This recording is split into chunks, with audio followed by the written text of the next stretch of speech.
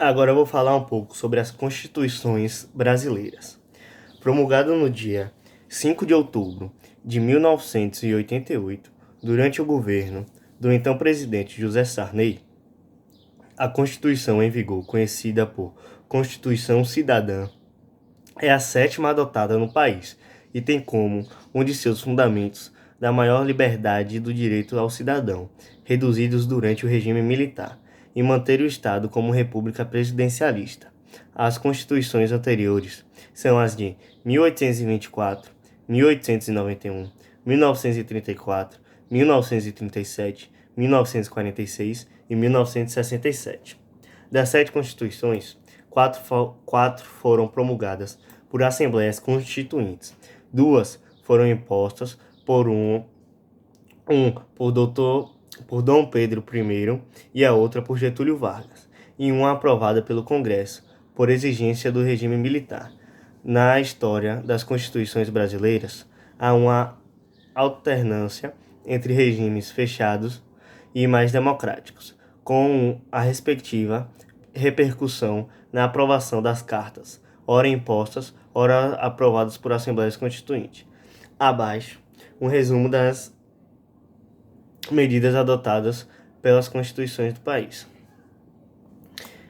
A primeira, a Constituição de 1824, que é a Brasil Império, também conhecida como Brasil Império, apoiada pelo Partido Português, constituído por ricos comerciantes portugueses e altos funcionários públicos. Dom Pedro I dissolveu a Assembleia Constituinte em 1823 e impôs o seu próprio projeto, que se tornou a primeira Constituição do Brasil. Apesar de aprovada por algumas câmaras municipais da confiança de Dom Pedro I, essa carta, datada em 25 de março de 1824 e contendo 179 artigos, é considerada pelos historiadores como uma imposição do imperador.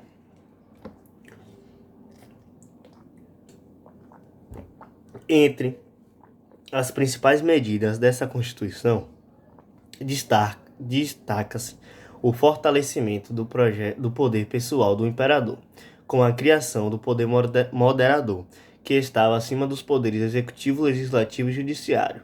As províncias passam a ser governadas por presidentes nomeados pelo imperador e as eleições são indiretas e censitárias. O direito ao voto era concedido somente aos homens livres e proprietários, de acordo com seu nível de renda, fixada na quantia líquida anual de R$ 100.000 por bens de raiz, indústria, comércio ou empregos. Para ser eleito cidadão também tinha que comprovar renda mínima proporcional ao cargo pretendido. Essa foi a Constituição com duração mais longa na história do país, no total de 65 anos. Um pouco mais abaixo nós temos, ou um pouco mais em cima na linha histórica, né, um pouco mais à frente, aí nós temos a Constituição de 1891, também conhecida como Brasil República. Após a proclamação da República, em 15 de novembro de 1889, houve mudanças significativas no sistema político e econômico do país, com a abolição do trabalho escravo, a ampliação da indústria e o deslocamento de pessoas do meio rural para os centros urbanos e também o surgimento da inflação. Outra mudança foi o abandono do modelo de parlamentarismo franco-britânico, em proveito do presidencialismo norte-americano. Marechal Deodoro da Fonseca, proclamador da República e chefe de governo provisório, e Rui Barbosa, seu vice, nomearam uma comissão de 5 pessoas para apresentar um projeto a ser examinado pela futura Assembleia Constituinte. O projeto escolhido vigorou como Constituição Provisória da República até as conclusões da Constituinte.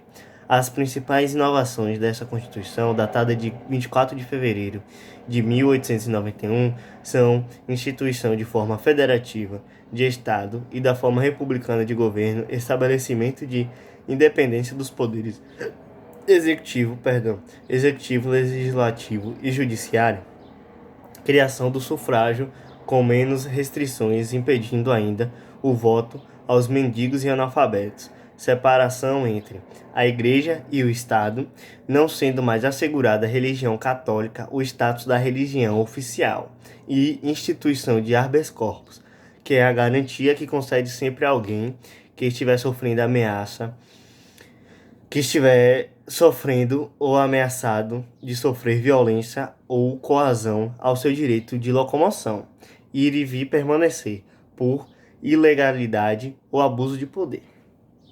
Um pouco mais à frente, alguns anos, temos a Constituição de 1934, conhecida também como Segurança Pública.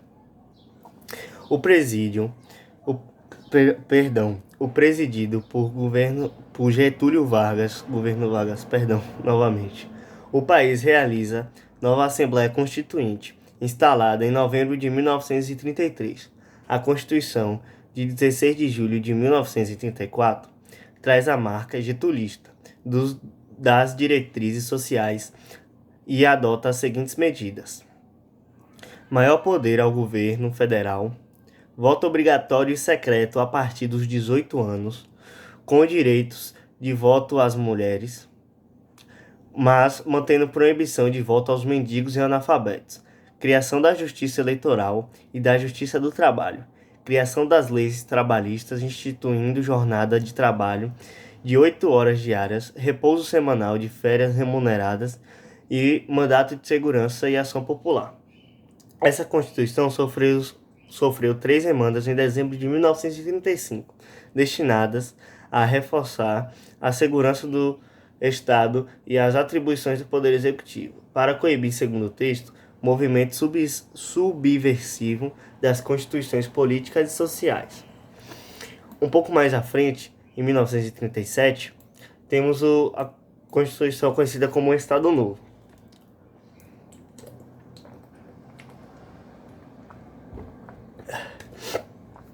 Então, essa Constituição, em 10 de novembro de 1937, Getúlio Vargas revogou a Constituição de 34, dissolveu o Congresso e outorgou ao país, sem qualquer consulta prévia, a Carta Constitucional do Estado Novo, de inspiração fascista, com a supressão dos partidos políticos e concentração do poder nas mãos do chefe supremo do Executivo.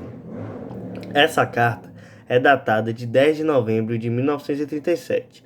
Entre as principais medidas adotadas destacando-se instituição de pena de morte, supressão da liberdade partidária e da liberdade de imprensa, anulação de independências do poderes legislativo e judiciário, restrição das prerrogativas do Congresso Nacional, permissão para a suspensão da imunidade parlamentar, prisão e exílio dos opositores do governo e eleição indireta para presidente da República, com mandato de 6 anos. Com a derrota da Alemanha na Segunda Guerra Mundial, as ditaduras direitistas internacionais entraram em crise e o Brasil sofreu as consequências da derrocada do nazifascismo. Getúlio Vargas tentou, em vão, sobreviver e resistir, mas a grande reação popular, com o apoio das Forças Armadas, resultou na entrega do poder ao então presidente do Supremo Tribunal Federal, STF, José Linhares. Após a deposição de Vargas, ocorrida em 29 de outubro de 1945, após a deposição de Vargas, ocorrida em 29 de outubro de 45. O novo presidente constituiu outro ministério e revogou o artigo 167 da Constituição, que adotava o estado de emergência.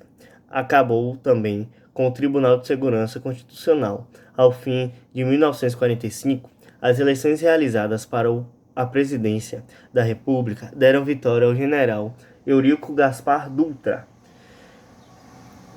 empossando em 31 de outubro de 1946, que governou o país por decretos-lei, enquanto preparava-se uma nova Constituição. Aí chegamos à Constituição de 1946. Essa Constituição, datada de 18 de setembro de 1946, tomou a linha democrática de 1934 e foi promulgada de forma legal após as deliberações do Congresso recém-eleito, que assumiu as tarefas da Assembleia Nacional Constituinte. Entre as medidas adotadas estão o estabelecimento dos direitos individuais, o fim da censura e da pena de morte. A Carta também devolveu a independência ao Executivo, Legislativo e Judiciário e perdão, restabeleceu o equilíbrio entre esses poderes, além de dar autonomia a estados e municípios. Outra medida foi a instituição de eleição direta para presidente da República como mandato de 5 anos. As demais normas estabelecidas por essa Constituição foram incorporação da Justiça do Trabalho e do Tribunal Federal de Recursos do Poder Judiciário, pluralidade partidária, direito de greve e livre associação sindical e condicionamento do uso de propriedade ao bem-estar social, possibilitando a desapropriação por interesse social. Destaca-se, entre as emendas promulgadas à Carta de 1946, o chamado Ato Adicional, de 2 de setembro de 1961, que instituiu o regime parlamentarista. Essa emenda foi motivada pela crise política militar, após a renúncia de Jânio Quadros, então presidente do país. Como essa emenda previa consulta popular posterior, por meio de plebiscito, realizada em janeiro de 1963, o país retomou o regime presidencialista, escolhido pela população, instaurando, portanto, os poderes tradicionais conferidos ao presidente da República. Um pouco mais à frente, temos a Constituição de 1967, conhecido também como regime militar.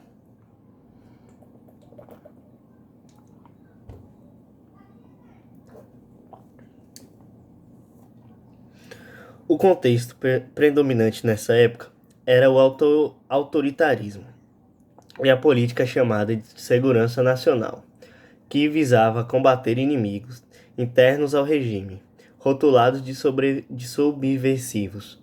Instalado em 1964, o regime militar conservou o Congresso Nacional, mas dominava e controlava o Legislativo. Dessa forma, o Executivo encaminhou ao Congresso uma proposta de Constituição que foi aprovada pelos parlamentares e promulgada no dia 24 de janeiro de 1967. Mais síntese do que a sua antecessora, essa Constituição manteve a federação com expansão de união e adotou a eleição indireta para presidente da República por meio do colégio eleitoral formado pelos integrantes do Congresso e delegados indicados pela Assembleia Legislativa. O Judiciário também sofreu mudança e foram suspensas as garantias dos magistrados.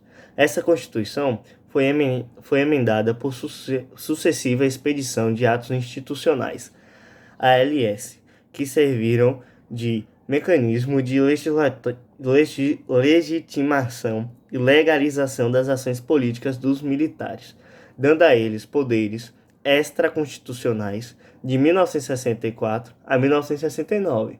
Foram decretados 17 atos inconstitucionais regulamentados por 104 atos complementares.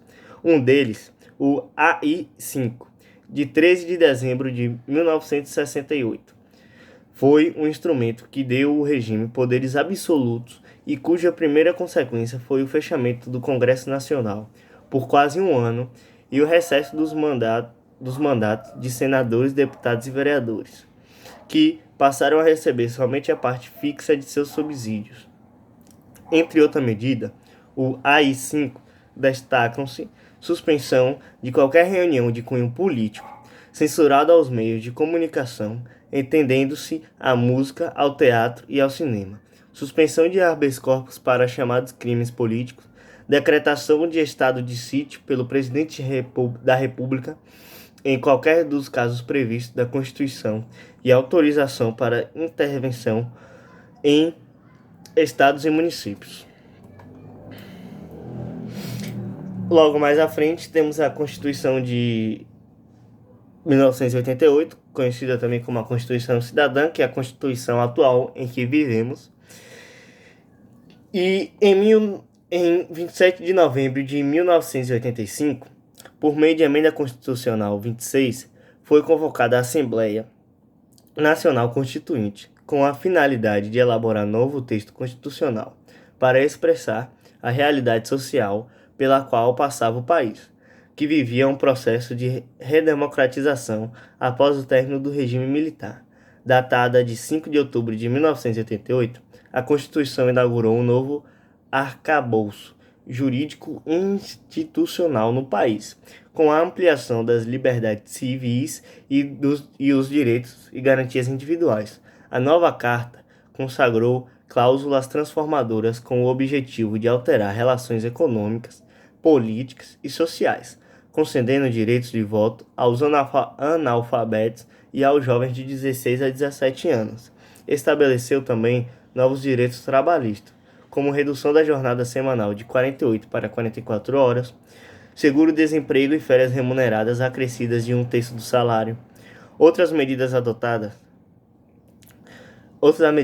adotadas Constituição de 88 foram instituição de eleição majoritárias em 2 turnos, direito à greve e liberdade sindical, aumento da licença maternidade de 3 para 4 meses, licença paternidade de 5 dias, criação do Supremo Tribunal de Justiça, o STJ, em substituição do Tribunal Federal de Recursos, criação dos mandatos de injunção de segurança coletiva e estabelecimento do habeas corpus. Foi também criado o habeas data, instrumento que garante o direito de informação relativas à pessoa do interessado, mantida em registro de entidades governamentais ou banco de dados particulares que tenha caráter público. Destacam-se ainda as seguintes mudanças: as reformas no sistema tributário e na repartição das receitas tribunais federais, com o propósito de fortalecer Estado e municípios reformados na ordem econômica e social, com instituição de política agrícola e fundiária, e regras para o sistema financeiro nacional, leis de proteção ao meio ambiente, fim da censura em rádios, TVs, teatros, jornais e demandas de meio de comunicação e alteração na legislação sobre seguridade e assistência social. Assim ficamos com as constituições.